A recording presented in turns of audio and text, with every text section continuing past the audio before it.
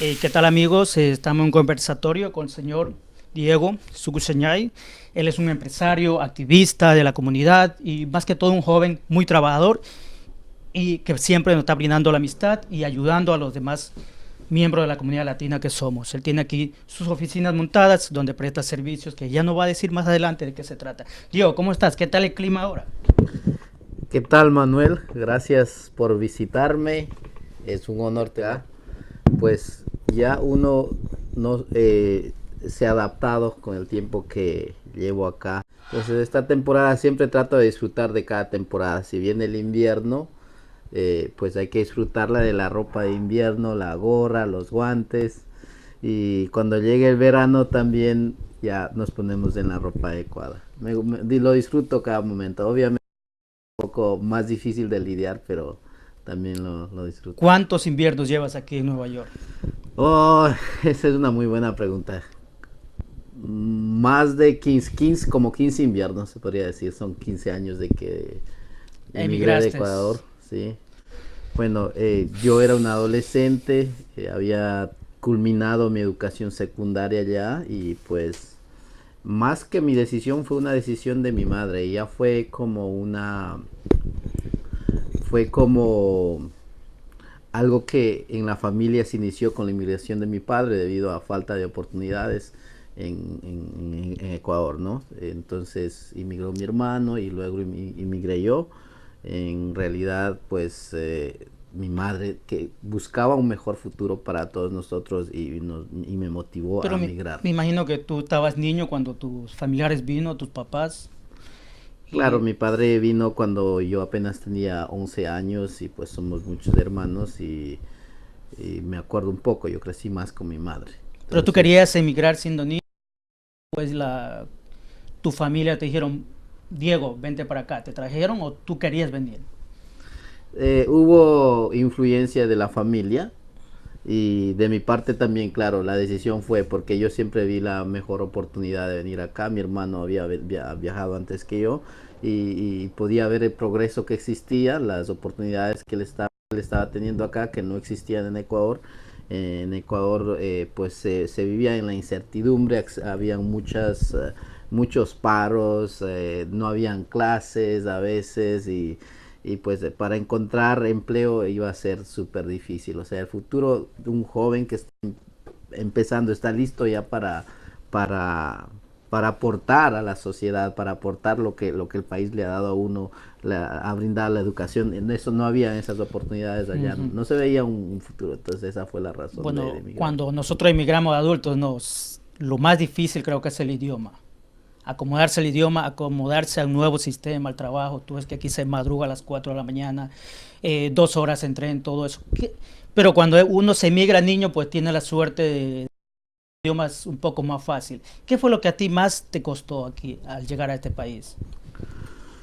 Justamente el idioma. El idioma fue algo que eh, Fue una transición rápida de la escuela en fue español algo a una escuela en inglés aquí. correcto. Fue algo que pues era muy difícil atravesar esa barrera, pero yo estaba bastante decidido a aprender y lo hice bien rápido.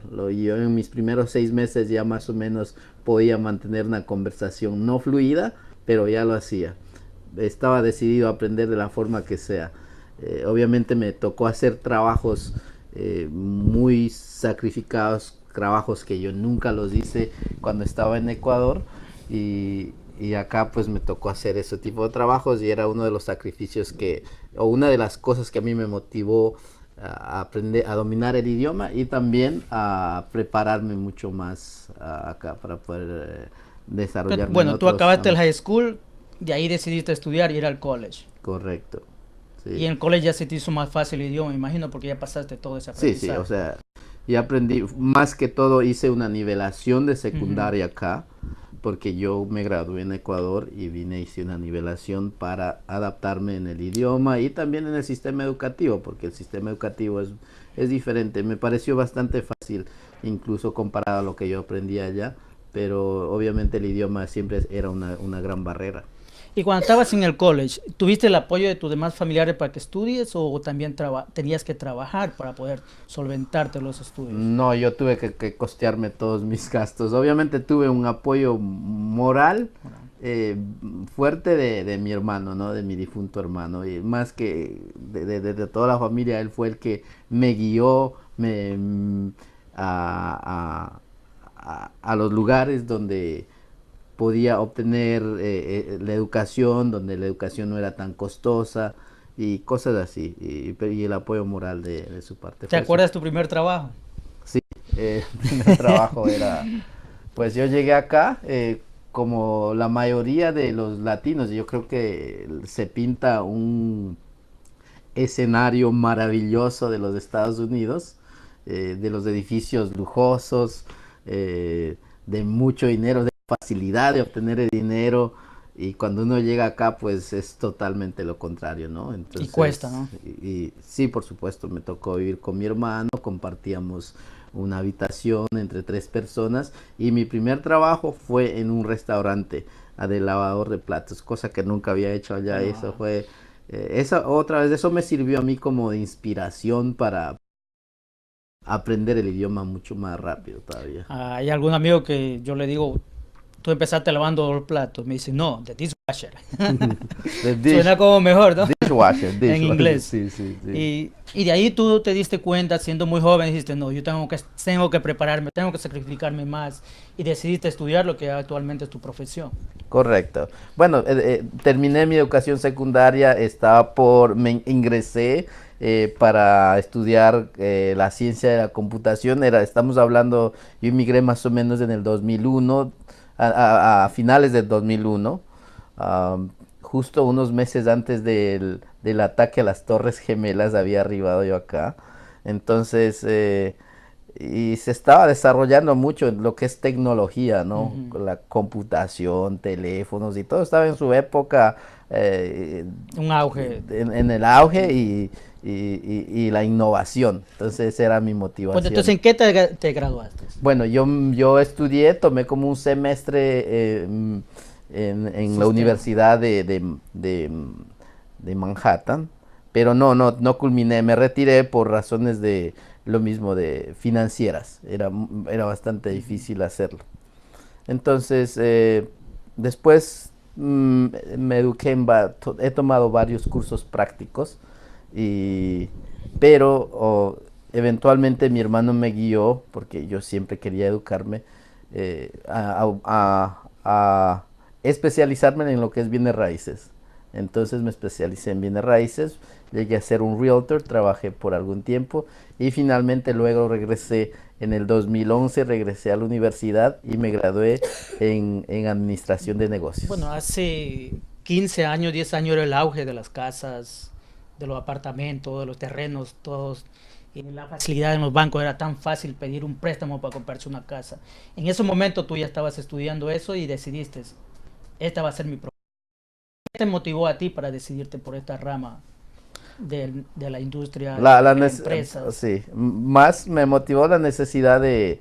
Lo mío siempre me atraía mucho la tecnología inicialmente a mí, Ujú. ¿no? Pero no lo pude hacer por razones económicas, ¿no? Y después ingresé en el negocio de los bienes raíces y encontré una gran oportunidad, una excelente oportunidad y entonces me desarrollé ahí. Y pues a partir de que ya yo estaba en el negocio de los bienes raíces, me interesó mucho más los negocios y por eso en el 2011 me gradué en administración de negocios. Y montaste tu propia Tengo una empresa. licenciatura. Correcto. Sí, la empresa la monté un poquito antes de eso. Oh, ya. Sí, sí. ¿Fue difícil montarse aquí una empresa como la que tú tienes? ¿Es difícil o necesitan mucho dinero? Porque hay muchos jóvenes que no tienen idea y están estudiando. Y cuando me gradúe, ¿cómo hago? ¿Voy a trabajar o monto mi propia empresa? ¿Puede darme un consejo? Y yo creo que lo más importante es seguir lo que a uno le apasiona. Ujú. Hay que seguir lo que apasiona y empezar de pequeño, pequeño. Hay que empezar pequeño. Yo empecé, por ejemplo, desde mi casa. Yo tenía mi escritorio en la sala de mi casa y manejaba mi negocio desde ahí. Luego tuve la oportunidad de rentar un sótano. Trabajé como por un par de años desde un sótano y eventualmente pude expandirme a este lugar donde me encuentro ya 5 años. Sí. Ayudando. Sí, ayudando a la gente. Ayudando a la Estoy gente. enfocado en este momento en asistir a las personas que han sufrido el, el, el problema hipotecario, ¿no? Muchas personas tomaron hipotecas justamente en el financiamiento fácil, y entonces no se exigían mucho los requisitos, y muchas personas de la comunidad latina, particularmente ecuatorianos, han tomado hipotecas que no podían pagar. Entonces, y en este momento, pues, se, desde la época del 2007, que el país, de los Estados Unidos, entró en una crisis financiera, entonces han implementado algunos programas que permitían ayudar, y es con ellos que podemos asistir a la gente aquí. ¿Tuviste momentos difíciles en tu negocio o en tu vida que dices, no, me voy a Ecuador, me regreso a mi país? Yo sé que eres muy joven, todo eso, Sí, pero sí, a veces sí. hay momentos que Sí, por el clima nos sentimos mal o dices, no, yo quiero irme a mi país. Yo me recuerdo uno de los momentos más difíciles fue justamente cuando yo estoy practicando los bienes raíces desde el 2004. Ujú. El negocio de los bienes raíces no es un negocio fácil. Es un negocio fácil de entrar, pero es muy difícil de mantenerse. Entonces, ¿por qué? Porque uno es un negocio, pues uno tiene que correr con Y los todos los mercados están gastos. en constante Y cambio. si uno no genera ingresos, entonces es muy difícil mantenerse, como en cualquier negocio. Entonces sí hubo un momento donde yo tuve que buscar empleo aparte, y mi personalidad pues siempre ha sido muy independiente, me ha gustado tomar decisiones por mi cuenta, y ser empleado pues no ha sido lo mío. Entonces hubo un momento donde eh, no solamente me sentí mal de ser empleado, sino es que muy discriminado. Aquí existe muchísima la discriminación. A pesar de que existen muchas leyes que protegen al inmigrante, se discrimina del día al día. O sea, a veces no es obvia la Claro, discriminación. no es obvio. Pero ahora estamos viviendo peor. O sea, la situación de ahora es peor que Sí, en aquella época. con este Sí, nuevo gobierno de este país, como que ha implantado esa política, ¿no? De discriminación al indocumentado, a los extranjeros, todo eso, y eso hace que los grupos supremacistas, como quien dice, hayan cogido más fuerza contra la comunidad migrante. claro. No, todo el mundo tiene perjuicios, ¿no? Pero la discriminación ahora se nota, es más obvia, se escuchan, la gente se está expresando abiertamente, y eso es muy peligroso, especialmente para nosotros como nuevos inmigrantes acá. Entonces pueden cerrarse muchas oportunidades. Pero quiero regresar al tema, a la pregunta que me hiciste, es qué es lo que yo recomendaría a un joven que está tratando de iniciar, que está soñando emprender su negocio. Empezar desde abajo, pequeño, no alto, pero empezar y seguir el sueño. Hay que seguir el sueño, la pasión que uno tiene, y eventualmente las cosas se van dando. Y como en todo profesión, en todo trabajo, en todo negocio, hay momentos difíciles, en Ay, donde no hay que pensar que eso va a ser de largo, sino es algo temporal o un aprendizaje, tal vez en nuestras vidas, en el camino hacia donde queremos llegar, ¿no? por supuesto. O sea, siempre va a haber obstáculos en lo que uno se plantea, ¿no? Pero otra vez, el sueño que uno tiene, la pasión por lo que uno quiere alcanzar, va a rebasar esos obstáculos, y esas adversidades, y lograr lograr la meta, la estabilidad económica, y uno pues de aquí también la familia que se queda allá en nuestros países, en Ecuador. Entonces siempre están esperando pues de que se envíen la ayuda económica, ¿no? Porque pues imagínense, en la época que nosotros emigramos, eh, la mayoría de las personas tenían dificultades de encontrar empleo en Ecuador, ¿no? El país estaba destrozado, era difícil. Incluso cuando llegué acá, nos encontrábamos, había una migración masiva de Ecuador, pues, pero no nos sentíamos como muy seguros, incluso Ujú. inseguros de uno mismo, ¿no? Por eh, En esa época yo me acuerdo, los medios de comunicación, todo era muy sombrío el futuro. Como que Ecuador no tenía esperanzas, como que todo cada vez era peor, como que incluso yo me acuerdo que salió un titular de una prensa, dice, el país se hunde. Entonces justamente pensamos que es un barco que se está hundiendo, que todos nos vamos a ahogar ahí. Entonces todo el mundo quería escapar, si se puede decir. fuimos obligados por las políticas, los constantes cambios de derrocamiento de gobierno que había en esa época, no nos avisoraba un futuro mejor, ¿no? Claro, y eso afectó mucho a nuestra moral, que salimos de allá desmoralizados, o sea, desmoralizados, avergonzados de ser ecuatorianos acá, y entonces era difícil pasar eso, ¿no? A veces, y muchos, y especialmente yo llegué acá como a los 19 años, ¿no? Entonces uno está buscando incluso la identidad de uno, o sea, sin identidad, incluso, hasta ahora yo creo que suele suceder eso con muchas personas, ¿no? Entonces, pero después eventualmente cuando llegó el gobierno de la Revolución Ciudadana, yo comencé a mirar grandes cambios y eso a uno le motivó. O sea, no se beneficia a uno de nada, pero es hermoso saber que Que la nuestros patria compatriotas están mejor. están, está, está, está estable, existe esperanza O y estaba en desarrollo, estábamos en están progreso. correcto. Más después te voy a preguntar qué opinas de este gobierno, ¿no?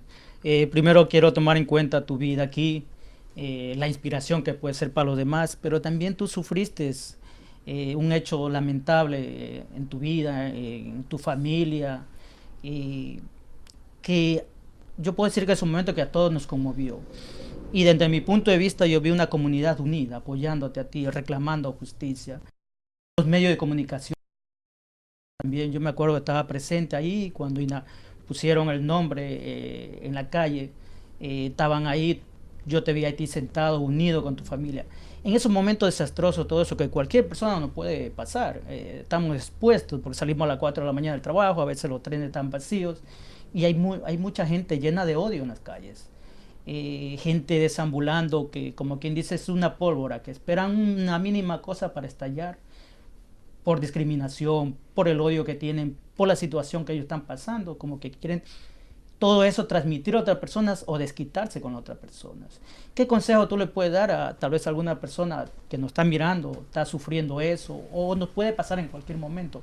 ¿Cómo dar la cara? Porque muchas veces nos pasa eso y queremos que no hablar del tema, refugiarnos con nuestra familia y que no pase eso más de eso porque pensamos que cada vez que hablamos eso es un dolor y me imagino el dolor que ustedes sufrieron, pero a su vez también dieron la cara y pidieron y reclamaron justicia, lo cual se logró en cierta medida, ¿no?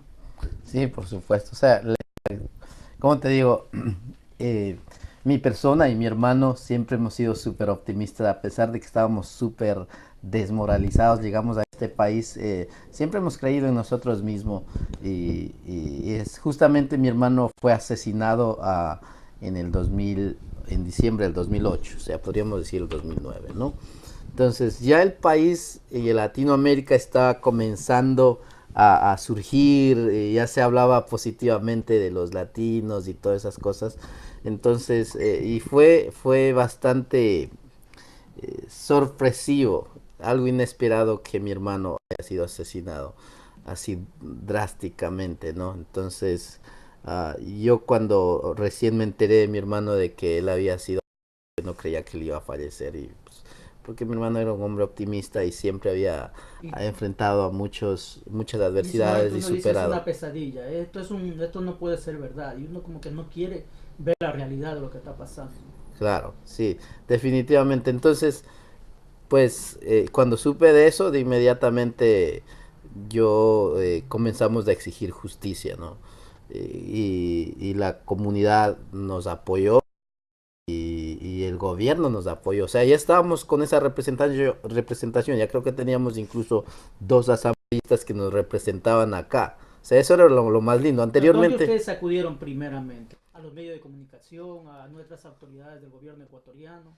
sí, por supuesto. O sea, lo principal fue los medios de comunicación. Y ya después la ayuda comenzó a llegar sola porque las personas se enteraban de la noticia y todo el mundo se unía a nuestra tristeza, a exigir justicia, ¿no?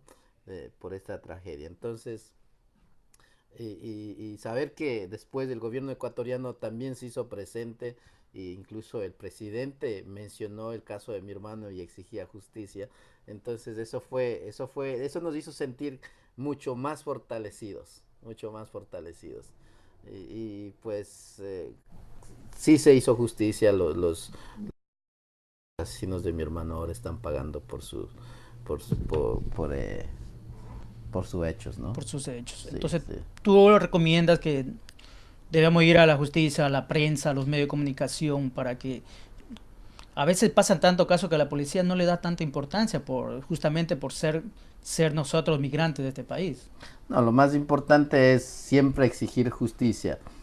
Muchas de las personas, especialmente ahora mismo, se vive una época de miedo acá por la política migratoria de la administración actual de este gobierno.